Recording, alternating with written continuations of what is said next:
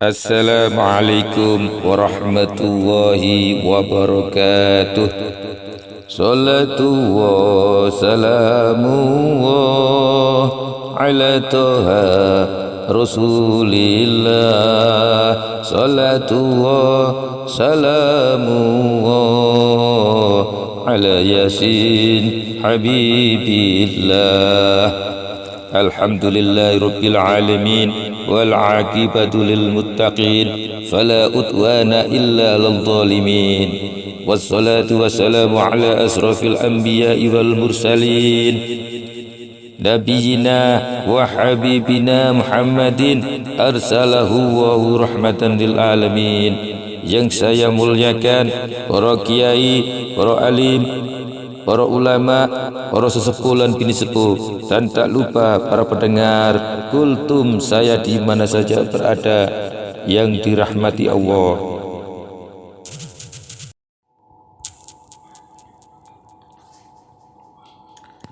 Sewaktu kita melafazkan dua kalimat syahadat, kita seharusnya menghadirkan dan mengadakan saksi, barulah lafatan atau lafaz kalimat syahadat kita itu diterima.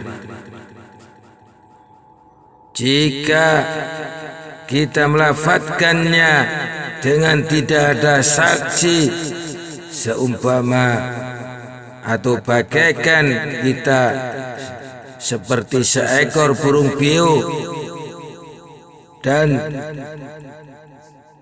bagaikan kita sebuah radio yang memutar kaset membaca kalimat syahadat. Lafaz itu tidaklah ubahnya seperti lafaz yang keluar dari bibir seorang anak-anak yang belum akhil balik. Tahukah engkau, sebelum kita melafazkan kalimat syahadat, terutamanya di dalam sholat, kita dikehendaki menghadirkan dan nyatakan wajah Allah terlebih dahulu di dalam hati. Setelah wajah Allah itu benar-benar hadir di dalam lubuk hati kita, barulah dua kalimat syahadat yang kita ucap itu ada nilainya, ada maknanya, dan ada yang menyaksikannya.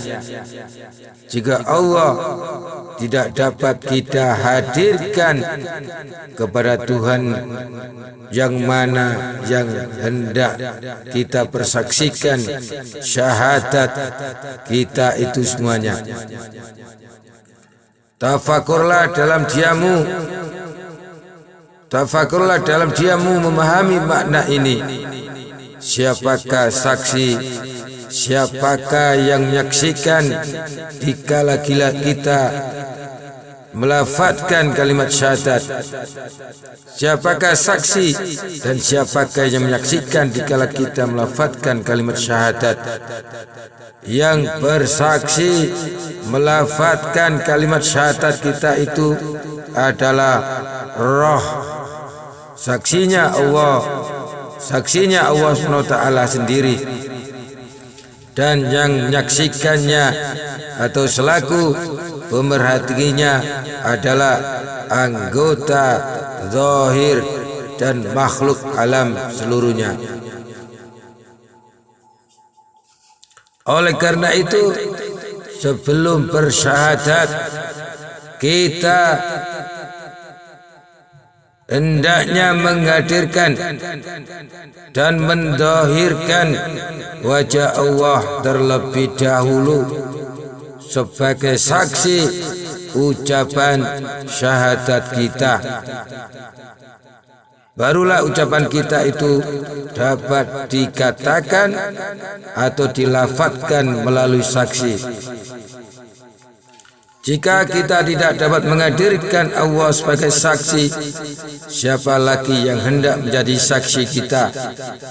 Tidak sah sebuah kesaksian atau perjanjian bila kita yang melafadzkan, kita yang menjadi hakim, dan kita juga yang menjadi saksinya. Pahamilah bahwasanya syahadat yang syah dan yang diterima Allah itu adalah syahadat yang disertai dengan saksi. Saksi syahadat kita itu adalah Allah sendiri. Tidak ada perantaraan dengan yang lain selain Allah Subhanahu wa ta'ala. Seandainya kita tidak mengenal Allah, bagaimana untuk dapat menghadirkan Allah ke dalam hati sebagai saksi? Seandainya kita tidak mengenal diri, bagaimana pula untuk menghadirkan roh bagi menyaksikan perjanjian syahadat kita? Ketika mulut melafadzkan syahadat. Sebagai orang Islam, janganlah kita ambil mudah, menganggap gampang dan memandang ringan tentang syahadat ini.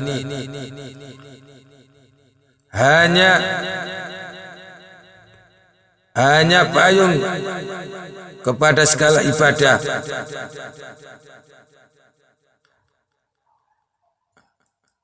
Hanya ia adalah payung segala ibadah.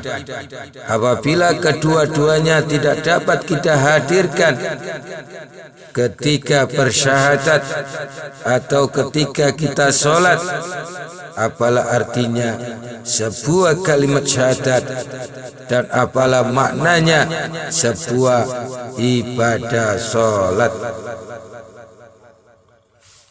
Maka dari itu, cobalah ajukan pertanyaan ini kepada diri kita sendiri. Apakah ucapan kalimat syahadat dan sholat kita itu sudah dihadiri oleh wajah Allah dan roh? Jika jawabannya membiak kepada tidak, apalah artinya? Apalah gunanya dan nilainya sebuah syahadat atau sholat kita itu tanpa kehadiran keduanya? Yang hadir hanya Anda, cuma hanya Anda. Renungkanlah, tafakurlah sahabat sekalian. Seandainya kita tidak mengenal Allah, kita tidak akan dapat memahami apa artinya sebuah kalimat tauhid la ilaha illallah. Manakala seandainya kita tidak mengenal diri, kita tidak akan dapat memahami arti sebutan kalimat Rasul, yakni Muhammadur Rasulullah. Pokok pangkalnya di dalam seluruh ucapan kalimat syahadat yang kita lafadzkan itu hanya memerlukan kepada perkara mengenal Allah dan Rasulnya terlebih dahulu. Barulah segala ibadah dan segala ucapan yang kita lafadzkan itu penuh makna dan penuh arti serta diterima oleh Allah. Apabila kita melafadzkan ucapan dua kalimat syahadat atau sholat, hati kita hendaknya terlebih dahulu menghadirkan Allah. Setelah itu hadir dengan nyata dan jelas di hati kita, barulah lafaz kita itu dianggap sah dan disertai sekali dengan saksi dan yang menyaksikannya. Barulah syahadat kita itu diakui benar oleh Allah Subhanahu wa ta'ala. Ketahuilah, kita tidak perlu menghadirkan orang lain selain Allah untuk menjadi saksi dalam berkalimat syahadat. Antara kita dan Allah tidak ada hijab atau dinding, tembok, tidak ada perantara.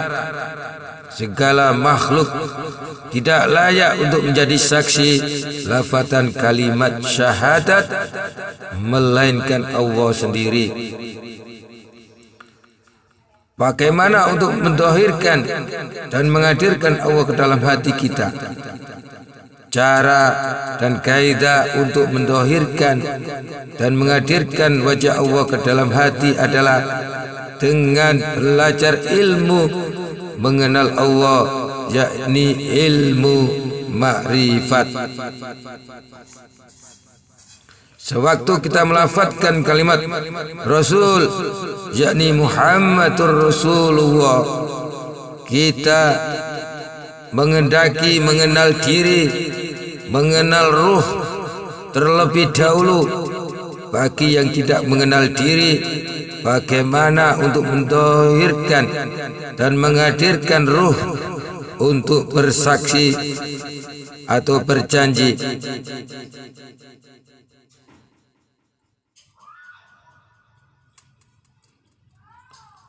Bagi siapa yang tidak menghadirkan ruh, siapakah lagi yang layak untuk menyampaikan dan mengucapkan kalimat syahadat kita kepada Allah SWT? Anggota zahir seumpama bibir, mulut hanya selaku pemerhati atau selaku menyaksikannya saja, tidak lebih dari itu. Apalah yang ada pada kita selaku hamba abdi yang fakir lagi dhaif untuk menjadi saksi lafaz kalimat Allah yang maha tinggi itu. Cobalah kita gerak-gerakkan bibir orang yang sudah mati. Anggota tubuh orang yang mati itu dapat bergerak jika ia digerakkan. Nah, sebegitu jugalah taraf dan kedudukan kita selaku seorang hamba Allah, selaku abdi dan selaku kuli yang fakir, sudah tentu tidak layak menjadi saksi dan bersaksi dengan Allah dalam melafazkan kalimat syahadat. Yang melafazkan ucapan kalimat syahadat itu adalah diri rohani atau ruh yang berkedudukan tinggi, dan bukan lafaz dari sifat anggota diri jasmani yang berkedudukan rendah lagi kotor, apalagi dari seorang diri yang tidak kenal diri dan tidak mengenal Allah. Diri jasmani tidak ubah seumpama diri orang mati yang tidak berkuasa melafazkan kalimat Allah yang maha tinggi. Yang akan menyambut kalimat itu nantinya adalah dari kalangan yang tinggi kedudukannya. Apabila yang menyambutnya berkedudukan tinggi, semestinya yang melafazkannya juga seharusnya dari kalangan yang berkedudukan tinggi juga. Rohani atau ruh kitalah yang sebenarnya melafazkan kalimat syahadat yang maha tinggi itu. Kalimat syahadat yang kita lafazkan itu bukan sekedar main-main atau sekedar lafazan dari seekor burung piu atau dari bibir mulut seorang yang hanya tahu menyebut saja. Apabila kedudukan yang melafazkan berada pada kedudukan tinggi, barulah yang berkedudukan tinggi juga akan menyambutnya. Yang menyambut syahadat kita itu adalah Allah Ta'ala sendiri. Kalimat syahadat yang kita lafazkan itu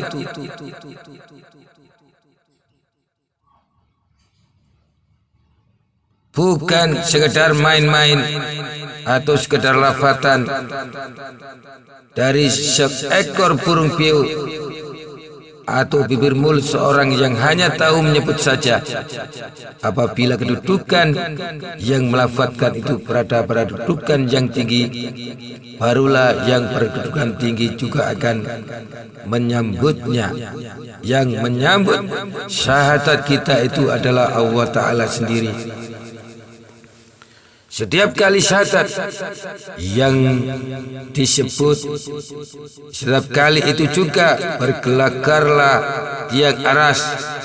Seandainya tiang aras Allah yang menjadi pasak bumi dapat bergetar hebat jika mengucapkan kalimat syahadat, bagaimana pula hati kita yang lembut sudah tentu bergelegaran, gemuruh, bergetaran karena sentuhan lafaz kalimat syahadat itu. Karena kalimat syahadat itu hebat menghunjam ke dinding hati. Tidak ada yang dapat menggetarkan tiang aras Allah melainkan kalimat syahadat. Letusan gunung berapi dan gema malaikat Israfil sewaktu meniup trompet sangkakala di hari kiamat, tidak sedikit pun dapat menggetarkan aras melainkan hanya kalimat syahadat dari hamba-hambanya yang mengenal Allah lah yang mampu berbuat begitu besar. Begitulah besar, tinggi, hebat serta dahsyatnya ucapan kalimat syahadat itu jika ia dilafadzkan dengan pengetahuan ilmu mengenal Allah, sehingga ia dapat menggetar dan menggoncangkan pintu hati dengan rasa yang amat hebat dan dahsyat. Kalimat syahadat yang keluar dari suara kita janganlah sama dengan suara yang keluar dari pita kaset, dalam tape recorder, atau dari kotak suara, atau dari mulut seekor burung piu. Hadirin kaum muslimin dan sahabat-sahabat semuanya yang dirahmati Allah, selalulah dalam ridho Allah Ta'ala untuk membedakan lafaz kita itu berbeda dengan lafaz anak-anak yang belum akil balik atau lafaz burung piu. Kita hendaklah mengenal diri, ruh, dan mengenal Allah Ta'ala. Barulah lafaz kita itu benar-benar lafaz kalimat syahadat yang sebenar-benarnya, berbeda dari mereka yang tidak mengenal Allah Ta'ala. Barulah lafaz syahadat kita itu ada saksi, bersaksi, dan ada yang menyaksikan.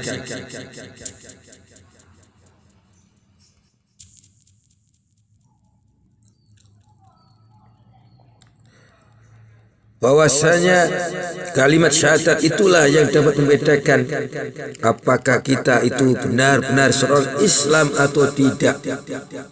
Apabila benar dalam bersyahadat, maka akan benarlah juga menjadi seorang Islam atau Muslim yang beriman.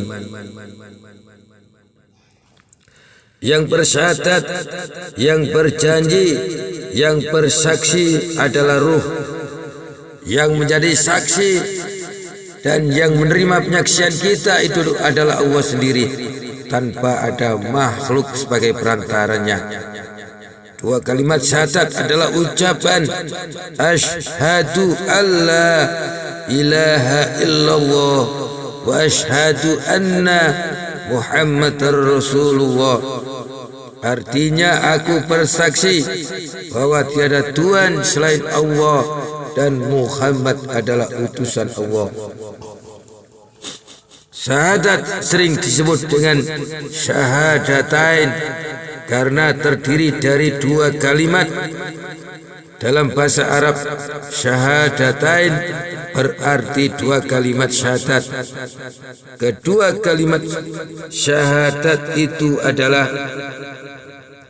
kalimat pertama, asyhadu an la ilaha illallah, yang artinya aku bersaksi bahwa tiada Tuhan selain Allah. Kalimat kedua, wasyhadu anna Muhammadar Rasulullah, dan Muhammad adalah utusan Allah. Pertanyaan, siapa saksi dan siapa yang menyaksikan dua kalimat syahadat kita itu? Jawaban singkatnya, secara syariat yang disaksikan secara panca indera.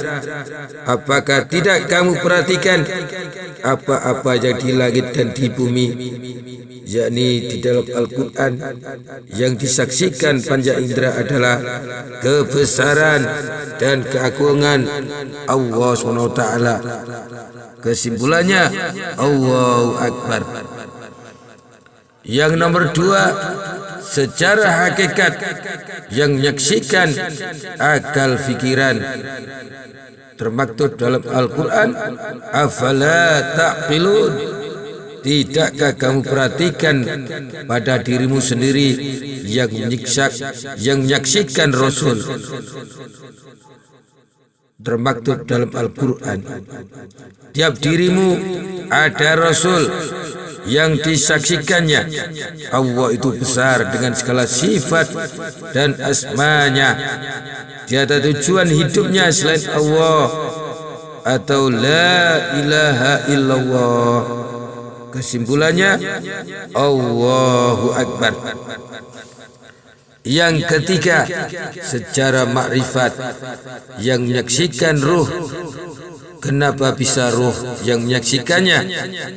Karena adanya cahaya Nur Muhammad, termaktub dalam Al-Quran, bersaksian ruh. Apa yang disaksikan ruh? Allah SWT yang dilapisi oleh 70.000 nurnya yang maha besar dan maha agung. Kesimpulannya, Allahu Akbar. Dan maha benar Allah SWT dengan segala firman-Nya. Adam yang mendapatkan rasa, yaitu rasa manisnya iman yang sesungguhnya, karena Adam lebih mencintai Allah SWT dan Rasulullah Muhammad SAW lebih mencintai dirinya sendiri, harta, orang tua, istri dan anak-anaknya. Adam yang mendapat rasa Rasul atau utusan, yakni Jibril yang mengangkat hakikat Muhammad untuk naik atau mi'raj. Ruh yang menyaksikan kebesaran dan keagungan Allah SWT. Allahu Akbar. Ruh bisa menyaksikan dengan adanya nur atau ilmu atau burhan. Hanya hakikat Nur Muhammad yang bisa membuat sampai padanya yang sebenarnya. Maka itu wajib mengikuti sunnah baginda Nabi Sallallahu Alaihi Wasallam.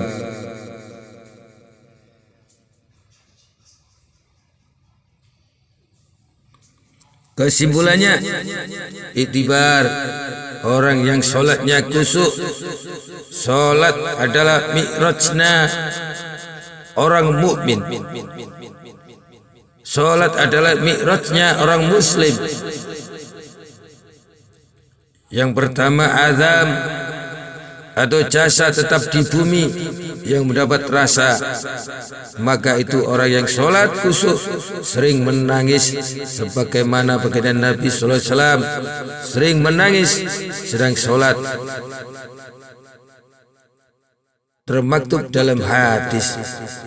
Yang kedua, orang yang kusuk solatnya, para malaikat akan berjajar di pundaknya sampai ke langit.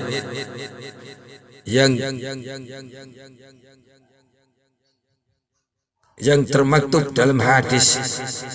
Jadi ruh akan naik mi'raj bersama Rasul, yakni utusan atau malaikat, yang ketika malaikat bisa membawa naik cuma sampai Sidratul Muntaha, tidak sampai ke aras, karena malaikat tidak punya nur, tidak punya ilmu. Termaktub dalam hadis, roh terus naik sampai ke aras dengan nur, yakni hakikat nur Muhammad.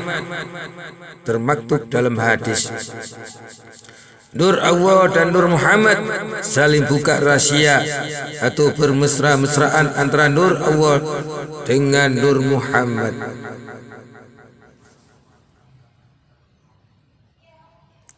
Iktibar, Rasulullah SAW ketika ditanya istrinya, yakni Aisyah, waktu mau sholat malam, dijawab Rasulullah SAW, mau bermesra-mesraan dengan kasihku. Hal ini termaktub dalam hadis. Begitu jugalah dengan kita semuanya. Hadirin kaum muslimin, para pendengar di mana saja berada, sedikit apa yang bisa saya sampaikan mudah-mudahan menambah khasanah ilmu bagi kita semuanya. Ihdinas siratal mustaqim. Wassalamualaikum warahmatullahi wabarakatuh.